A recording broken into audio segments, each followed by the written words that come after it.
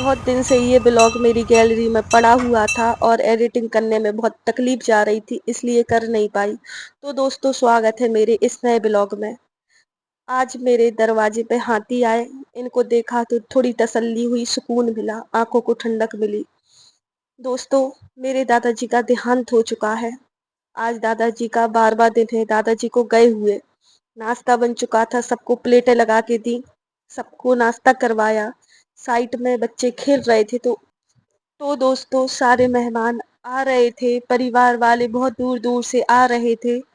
सभी मेहमान बैठे हुए थे, एक दूसरे से बहुत दिन बाद मिले हुए थे। ये मेरी छोटी ननद आई हुई थी, ये मेरी मासी माँ की बेटी है। इनके आने से घर में बहुत चहल पहल हो जाती है। ये बहुत हंसा रही थी, मेरे रूम में बैठी हुई थी, कह रही थी भाभी आज मैं आपकी ब्लॉगिंग करूंगी, आपने बहुत दिन से ब्लॉग नहीं बनाया है। तो ये ब्लॉगिंग कर रही थी और मुझे दिखाई जा रही थी। ये इनकी बड़ी देखो बहन बैठी हुई थी जो कि हंसिए। हंस रही थी, कह रही थी सभी लोग लाइक कमेंट करो। साइड में मैं अपनी साड़ियों की घड़ी बना रही थी और मैं थोड़ा रेडी हो रही थी क्योंकि मेहमान आने वाले थे। और ऐसे ही बैठी रहती तो वो भी अच्छा नहीं लगता। ये मेरे छोटे से देवर जी है, मामा के बेटे हैं। और साइड में ये छोटी सी श्री दीदी ब्लॉगिंग कर रही है और कह रही है भाभी राधे राधे, आपका ब्लॉगिंग आज मैं शुरू करूंगी। इतने में कहती है कि भाभी अब अब ब्लॉग बनाएंगे कब अगली साल बनाएंगे? वीडियो। मैंने कहा अब ऐसा नहीं बनाएंगे बोला जाता, अगली मजाक साल मस्ती कर रही थी बनाएंगे। और हम सबको बहुत हंसा रही थी।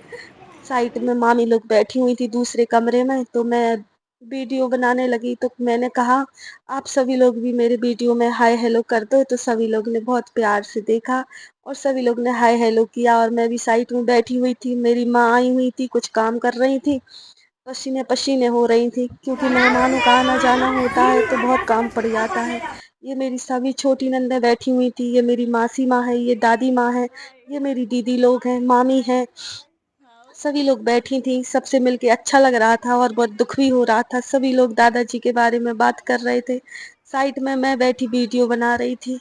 तो दोस्तों, ऐसा समय आता है कि बता नहीं सकते और ऐसे टाइम में ना ब्लॉगिंग में मन लगता है। और ये वीडियो तो मेरी गैलरी में पड़ा होगा लगभग 15-20 दिन से, और अभी मैं 2 महीने बाद एडिटिंग कर रही हूँ, 1.5 महीने बाद।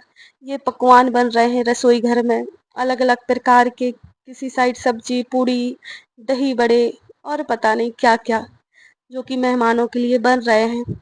और साइड में बहुत सारा खाना रखा हुआ है। ये मेरी चाची माँ आई हुई थी यूपी प्रयागराज से, जो बहुत अच्छे पकोड़े बनाती हैं और कह रही थी बहू रानी तुमको सिखा के जाऊंगी, अब जब आऊंगी तो तुम मुझे ऐसे पकोड़े बना के खिलाना।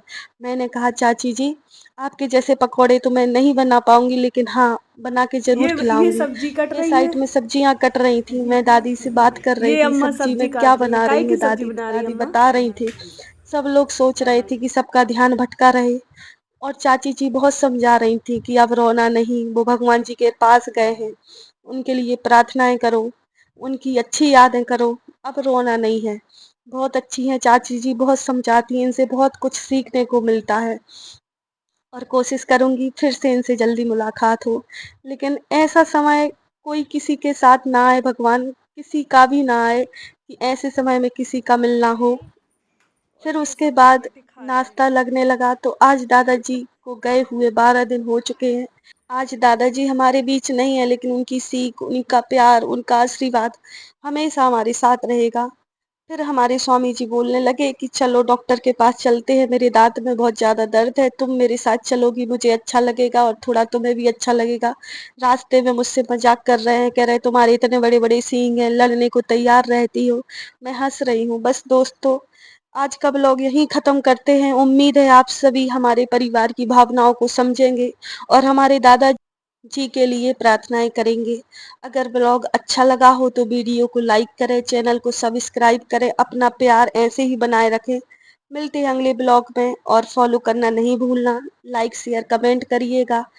और यही चाहेंगे कि किसी की भी लाइफ में ऐसा दिन ना आए, भगवान किसी को भी ऐसा दिन ना दिखाए, लेकिन ये तो होता ही है। मेरे दादाजी जहाँ कहीं भी हों, खुश हों, अपना आशीर्वाद दें और हम सबको बहुत सारा प्यार दें।